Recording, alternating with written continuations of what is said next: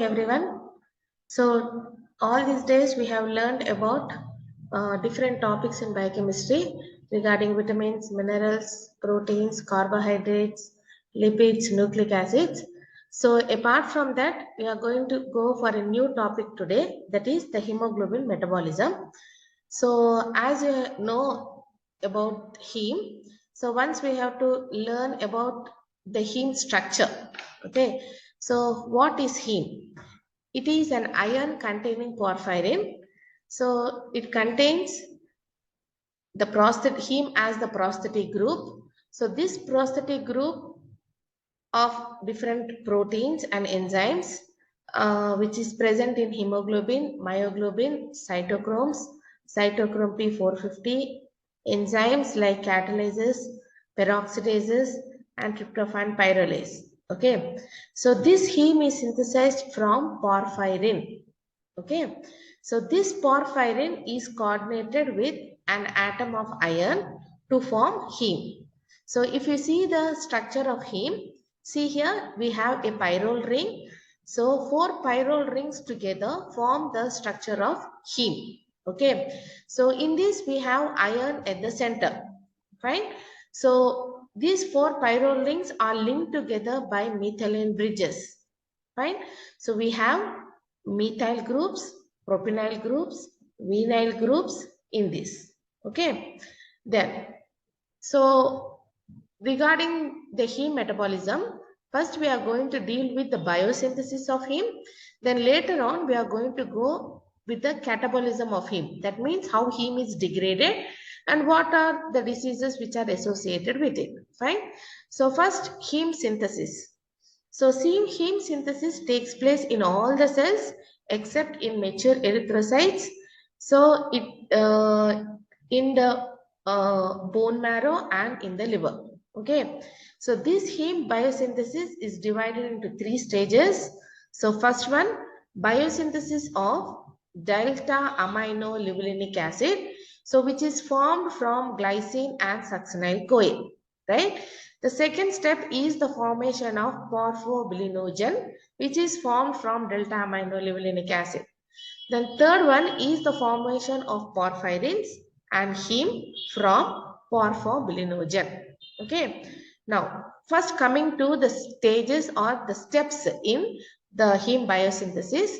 So first what happens is the succinyl CoA, which is an intermediate in the TCA cycle, combines with the glycine. So you know what is glycine? It is a non-essential amino acid, right? So the intermediate of the TCA cycle, that is glycine, combines with succinyl CoA combines with glycine to form delta amino libulinic acid. So this reaction is very important because it is the regulatory step. So it is catalyzed by the enzyme ALA synthase. Okay, by removal of carbon dioxide, and we require PLP as the coenzyme here. Okay, so this delta amino libulinic acid, okay, two molecules of delta amino libulinic acid condense together to form porphobilinogen by an enzyme ALA dehydratase, that is removal of water molecule. We are going to get porphobilinogen. Okay, now these four molecules of this porphobilinogen condense together to form uroporphyrinogen. Fine. Now this uroporphyrinogen by an enzyme deaminase enzyme. Fine. Now this uroporphyrinogen is converted to coproporphyrinogen by decarboxylase enzyme. Then coproporphyrinogen is converted to protoporphyrinogen 9. Then protoporphyrinogen is converted to protoporphyrin, and later on it forms heme. Okay. So here we have two regulatory steps. First one is the ALA synthase enzyme, and the second one is ferrochelatase or heme synthase enzyme. So in this step, the heme synthase enzyme or ferrochelatase enzyme, here the iron is entering into it to form the heme molecule. Okay. So first the reaction takes place in the mitochondria. Then the remaining all the reactions take place in the cytosol, and from the cytosol again the coproporphyrinogen enters into mitochondria, and remaining three steps are carry on there. Okay, so if you see the regulatory action of heme biosynthesis, so delta amino levulinic acid synthase is the regulatory step. Okay, so it is regulated by heme by feedback mechanism. Already I have told you in enzymes what is feedback mechanism. So heme, the end product of heme biosynthesis, will inhibit this ALA synthase enzyme. Okay, now the regulation occurs in two levels. Fine. So increased level of heme represses the synthesis of ALA synthase enzyme, and decreased level of heme will induce the synthesis of delta amino levulinic acid synthase enzyme. Fine. So there are certain drugs which also help in the synthesis, regulation, that is the steroid hormone metabolites, ethanol, barbiturates, etc. Fine. Now, the disorder of heme biosynthesis, if you see, so disorders may be genetic or acquired. So, the most common acquired defect is the lead poisoning. So, this inactivates the enzyme ALA dehydratase enzyme and ferrochelatase enzyme. Okay. Next, coming to the porphyrias. So what are porphyrias? So these are group of genetic diseases that results from the defect of the enzymes of biosynthetic pathway from glycine to porphyrins. Okay. So as I have told you, the regulation takes place in both the erythrocytes and in the liver. Fine. So the porphyrias, these are the inherited disorders. So they are as the regulation is in the erythrocyte and in the liver. So they are also congenital erythropoietic porphyrias and amino levulinic acid dehydratase deficiency porphyrias. So which are both autosomal recessive diseases. Okay. So now coming to the classification of porphyrias, classified into two, erythropoietic and hepatic. So erythropoietic, the enzyme deficiency occurs in the erythropoietic cells of the bone marrow. The hepatic, the enzyme deficiency occurs in the hepatic cells. So these are, if you see the slide here, you can see uh, different types of porphyrias, the enzyme deficiency, and the signs and symptoms regarding that. Okay. So ALA synthase 2, due to this we get X-linked ceruloblastic anemia. Then ALA dehydratase, we are going to get ALA dehydratase deficiency, which leads to abdominal pain, uh, neurological symptoms. Then uroporphyrinogen 1 synthase, uroporphyrinogen 3 synthase, uroporphyrinogen decarboxylase enzyme. So to this we are going to get porphyria cutanea tarda, which is a photosensitive. Then coproporphyrinogen oxidase, we are going to get the porphyrias hereditary coproporphyria. Here also it is a photosensitive signs and symptoms you are going to see here. Then protoporphyrinogen oxidase enzyme. So variegata porphyria, this is an hepatic porphyrias. Then ferrochelatase enzyme deficiency, we are going to get protoporphyria, which is an erythropoietic porphyria. So all these different types of porphyrias are same. Okay. So next, coming to the catabolism of heme. So what is the lifespan of RBC? It is usually 120 days. So after 120 days, the heme group of hemoglobin is released from the dying erythrocytes in the spleen, and the iron in the iron in it will enter into the iron pool. Then the heme is now broken down into heme and globin part. Okay. So the globin, as you know, it is a protein, consists of all the amino acids which are reused as such. Fine. Now, formation of bilirubin. So formation of bilirubin it is carried out in the microsomes by a complex enzyme system called heme oxygenase enzyme system, so which requires NADPH and oxygen. Okay, so here ferric ions and carbon monoxide are released with the production of the green pigment, that is biliverdin. Fine. Now this biliverdin in the next step is reduced to red orange color bilirubin. Now this bilirubin and its derivatives are collectively termed as bile pigments. Okay. So this is how it is going to take place. So the red blood cells, after 120 days, they undergo dissociation, the globin part and the heme. The globin part, that means protein, are degraded into amino acids which are reutilized, and the heme now enters into the heme oxygenase enzyme system.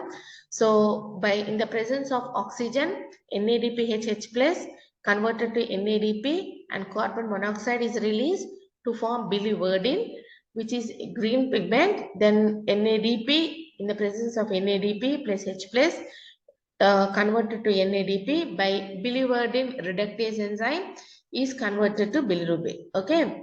Now, this fate of bilirubin, now metabolism and excretion of bilirubin occurs in the liver and intestine, divided into two stages.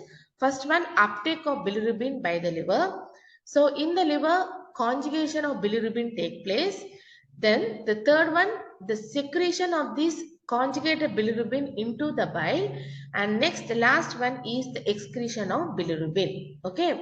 So uh, so this is the overall you can understand from here. So formation of bilirubin, which is taking place in the spleen, reticular endothelial cells. Then the bilirubin which is formed there, now it has to enter into the liver. Okay. So entering into the liver, for the transport, we require albumin. Fine. So the albumin, I have already told you what is the main function of albumin. Helps in the transport. Okay. So it combines with bilirubin, fine, to form, then it enters into the liver. So after entering into the liver, the bilirubin and albumin are separated. Albumin again goes back for carry of one more molecule of bilirubin. Okay. Now in the liver, the bilirubin is taken up, takes up UDP glucuronate. So this here it requires an enzyme, UDP glucuronate amine transferase enzyme. Okay. So to form bilirubin diglucuronide. So it is a conjugated bilirubin here.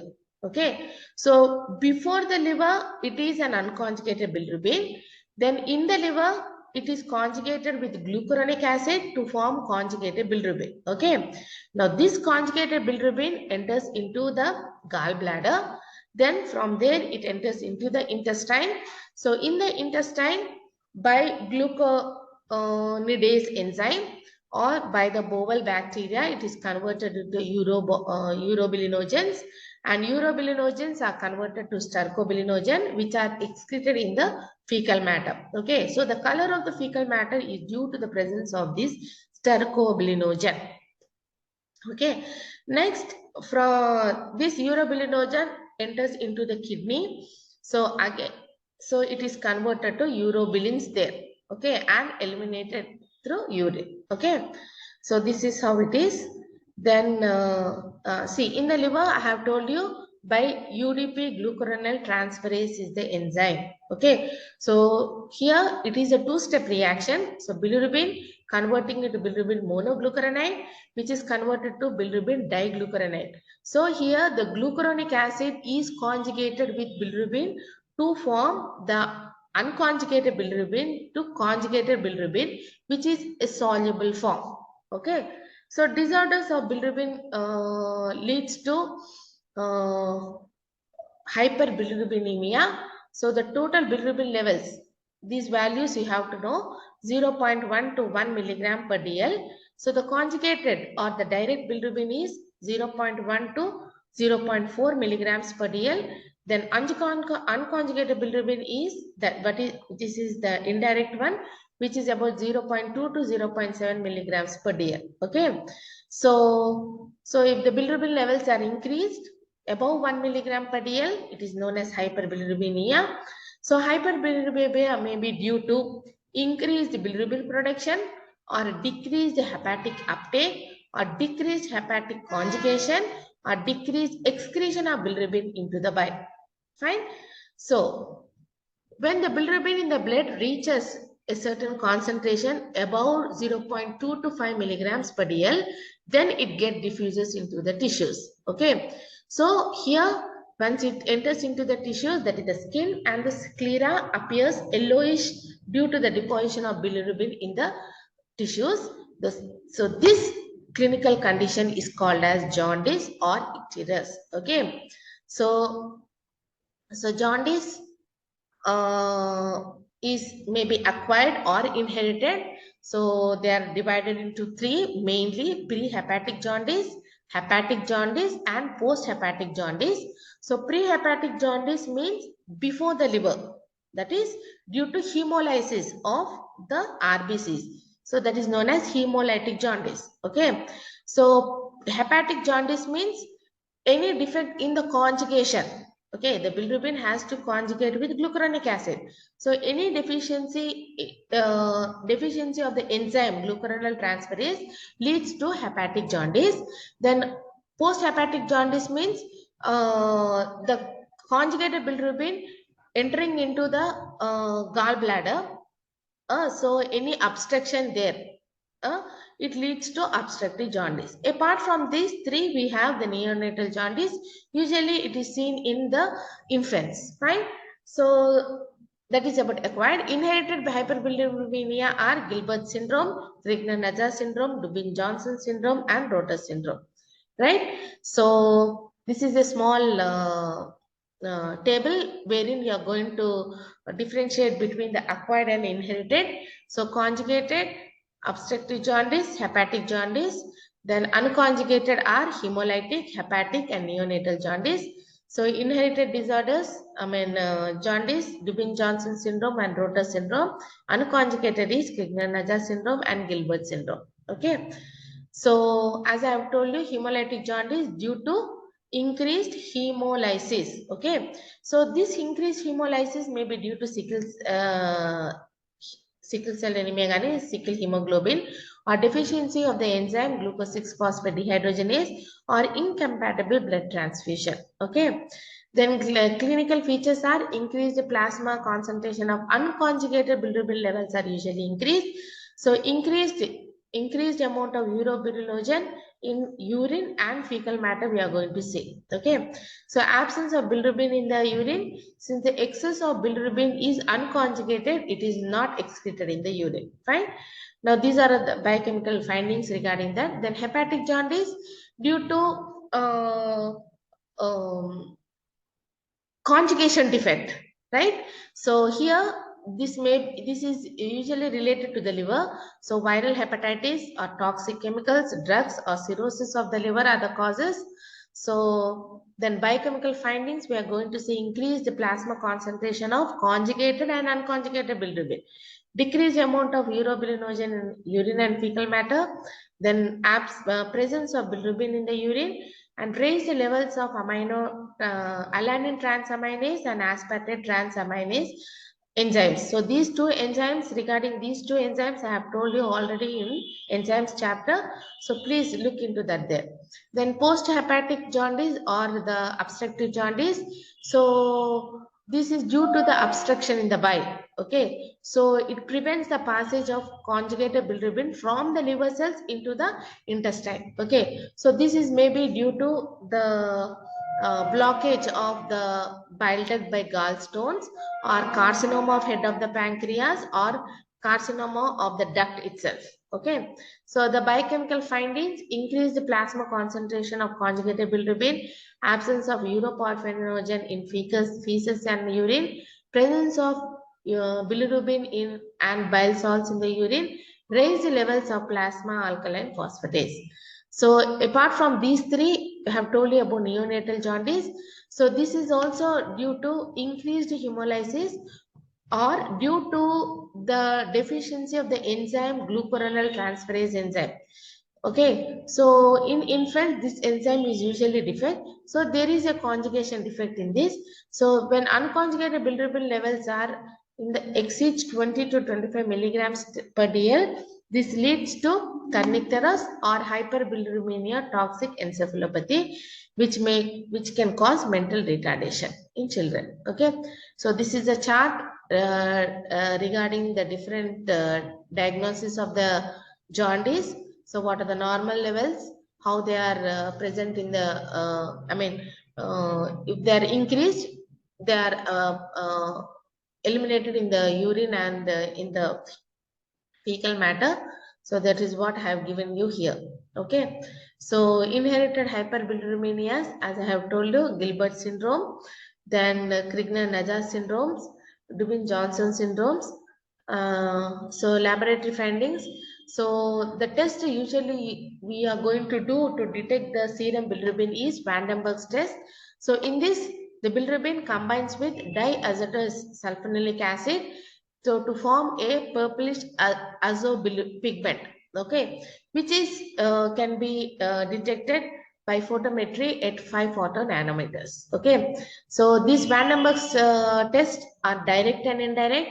So for conjugated bilirubin, to detect the conjugated bilirubin, the Van den Berg's test is positive. So conjugated bilirubin is called as direct bilirubin. For unconjugated bilirubin, indirect Van den Berg's test is positive. That is, unconjugated bilirubin is called indirect bilirubin. Okay. So to detect the urobilins or bile salts in the urine, we are going to do Forcher's test and Ehlis test. And bile salts, we are going to do the Hayes test, right? So enzymatically, we are going to detect it by determining serum transaminases, alkaline phosphatases. Okay, so this is about the heme metabolism. Hope you have understood this. Thank you very much.